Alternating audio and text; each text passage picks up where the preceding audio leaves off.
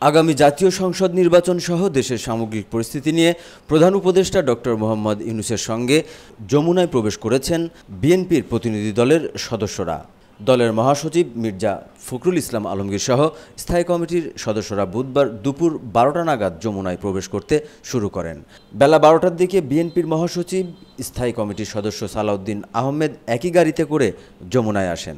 এর আগে এসে পৌঁছান মির্জা আব্বাস, ইকবাল হাসান মাহমুদ টুকুসহ অন্য সদস্যরাও। প্রধান উপদেষ্টার সঙ্গে অনুষ্ঠিতব্য বৈঠকে সরকারের অন্যান্য একাধিক উপদেষ্টাও যোগ দেবেন। বৈঠকের পর সাংবাদিকদের সঙ্গে কথা বলতে পারেন বিএনপি মহাসচিব। বিএনপির মিডিয়া সেলের সদস্য খায়রুল কবির খান গণমাধ্যমকে জানান, বিএনপির মহাসচিব মির্জা ফখরুল ইসলাম আলমগীরের নেতৃত্বে একটি প্রতিনিধি দল যমুনায় এসেছেন। দুপুর ১২টার পর বৈঠক শুরু হয়েছে।